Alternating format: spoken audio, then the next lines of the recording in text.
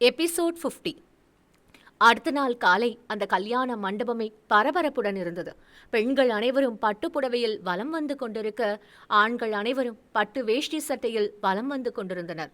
நேற்றை போல் அல்லாமல் இன்று தன் மகளை தன் கண் பார்வையிலேயே வைத்துக்கொள்ள நினைத்தாள் யாஷிகா. ரிஷியிடம் கூட கொடுக்காமல் கனிஷ்காவை தன்னுடனேயே வைத்துக் கொண்டாள். ஒரு பக்கம் மணப்பெண்ணுக்கு அலங்காரங்கள் நடந்து கொண்டிருக்க, அதே அறையில் மறுபக்கம் கனிஷ்காவை அலங்கரித்துக் கொண்டிருந்தாள் அனுஷா. இதை எதுக்கு லிப்ல போடுறீங்க ஆண்டி? ஆ ஆ அதை எதுக்கு கண்ணு மேல போடுறீங்க? இந்த கிரீம் எதுக்கு கன்னத்துல தடவுறீங்க என்று இடையில் பல கேள்விகளை வேறு கேட்டுக்கொண்டிருந்தாள் கனிஷ்கா. ஒரு வழியாக அம்மாவுக்கும் மகளுக்கும் அலங்காரங்கள் முடிந்தது. இப்பொழுதுதான் அனுஷ்காவுக்கே சந்தேகம் வந்தது. கனிஷ்கா ஒருவேளை யாஷிகாவின் மகளாக இருப்பாளோ என்று. ஏற்கனவே முகம் முழுவதும் சோகத்தை அப்பி இருப்பவளிடம் தான் வேறு இப்படி ஒரு கேள்வியை கேட்டு கஷ்டப்படுத்த வேண்டாம் என்று நினைத்து அக்கேள்வியை தவிர்த்து விட்டாள் அனுஷா. வாசலில் நின்று அனைவரையும் வரவேற்றுக் கொண்டிருந்தான் ரிஷி. அப்பொழுது அங்கு ரக்ஷித்தை பார்த்ததும், நீ எதுக்கு இங்க வந்த? உன்னை யார் கூப்பிட்டது? ஒழுங்கா அங்கிருந்து கிளம்பிடு என்று அவனை உள்ளே விடாமல் வழிமறித்தான் ரிஷி.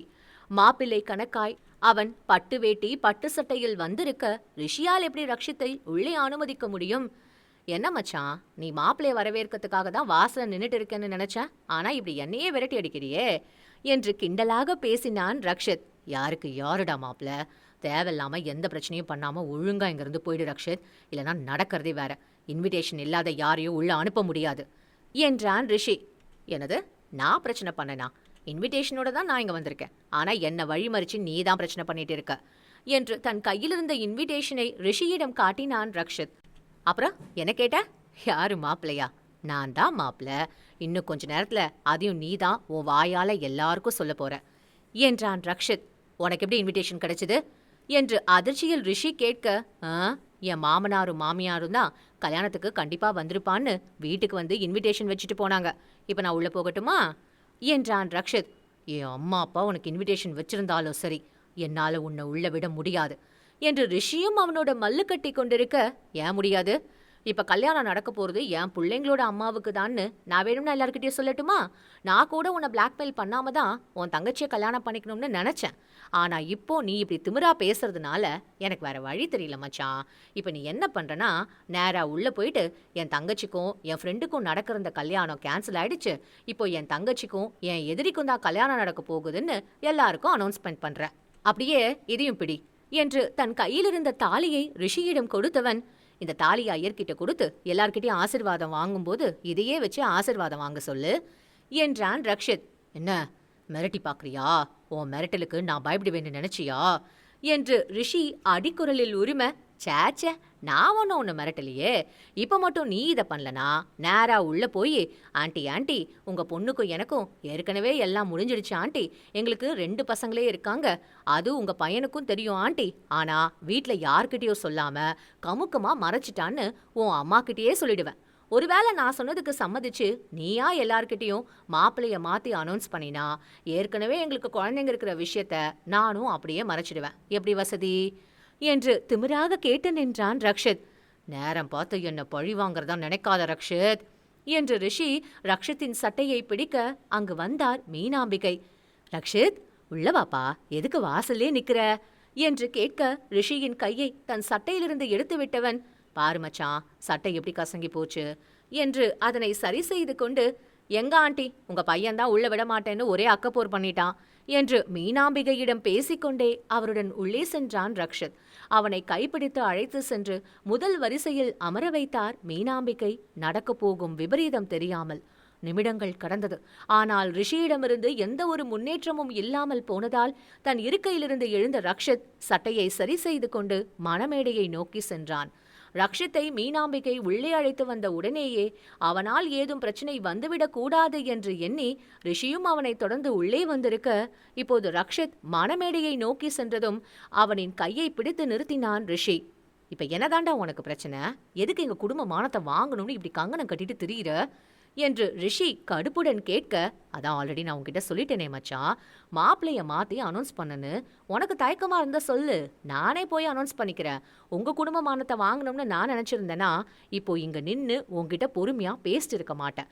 வந்த உடனேயே நேரா எல்லார்கிட்டயும் நான் யாரு, எதுக்காக வந்திருக்கேன்னு எல்லா உண்மையும் சொல்லி இருப்பேன் என்றான் ரிஷி. பின் வேறு வழி இல்லாமல் மணமேடையில் ஏறிய ரிஷி ரக்ஷித் கூறியவாறே பேசி முடித்தான். அதை கேட்டு அந்த மண்டபம் முழுவதும் சலசலப்பு ஏற்பட்டது. என்னதான் இருந்தாலும் பணத்தோட தானே சேரும்.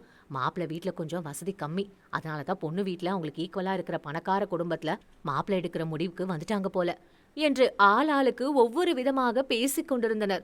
ரிஷியின் இந்த பேச்சை கேட்டு அவனின் குடும்பத்தினரும் அதிர்ச்சியுடன் பார்த்து கொண்டிருக்க, ஹரிஷின் அம்மாவும் அப்பாவும், என்னங்க நினைச்சிட்டு இருக்கீங்க நீங்க?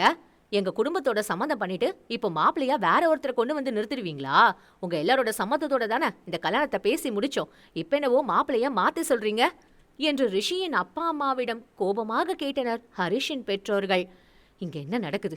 எதுக்கு என் பையன் இப்படி மாத்தி பேசுறான்னு எங்களுக்குமே ஒன்னும் புரியாம இருக்கும்.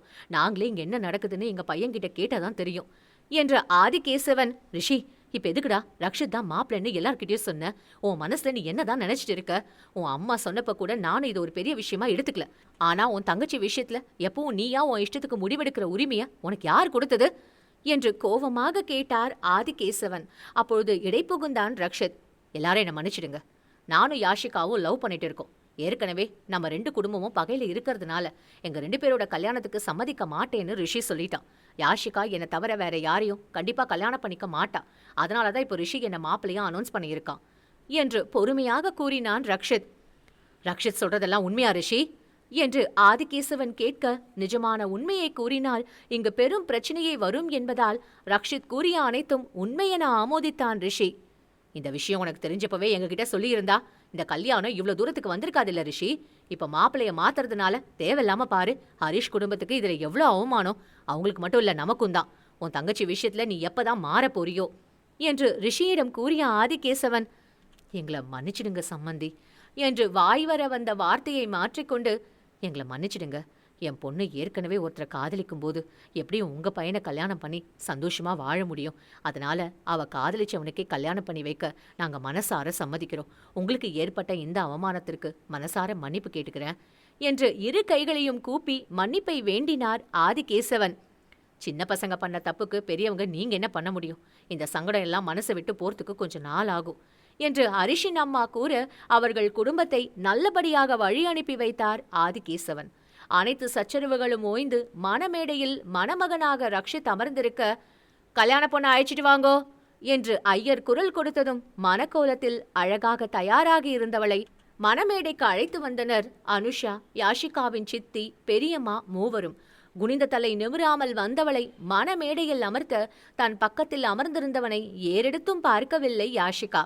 கெட்டி மேளம் என்று ஐயரின் குரலும் மங்கள வாத்தியங்களில் முழக்கமும் ஒலிக்க, அனைவரும் மலர் தூவி ஆசிர்வதிக்க, தன்னவள் கழுத்தில் 3 முடிச்சிட்டு தன் மனைவியாக்கிக் கொண்டான் ரக்ஷித். 2 தலைமுறைகளாக ஒன்றாக வாழ்ந்து 3ஆம் தலைமுறையின் ஆரம்பத்தில் பிரிந்த அவர்களது குடும்பம் இன்று ரக்ஷித் மற்றும் யாஷிகாவின் கல்யாணத்தில் மூலம் ஒன்று சேர்ந்துவிடும் என்று நம்பினார் மீனாம்பிகை. யாஷிகாவை தோளோடு அணைத்து அவள் நெத்தியிலும் உச்சி வகுட்டிலும் ரக்ஷித் குங்குமத்தை வைக்க, அவனது ஸ்பரிசத்தை உணர்ந்து கொண்டாள் யாஷிகா. கண்ணில் திரண்டிருந்த கண்ணீர் விழிப்படலங்கள் மறைக்க அவனை நிமிர்ந்து பார்த்தவள் ரக்ஷித்தின் கண்களில் கொப்பளித்த கோவத்தினால் அதிர்ச்சியில் மணமேடையிலேயே மயங்கி சரிந்தாள் யாஷிகா.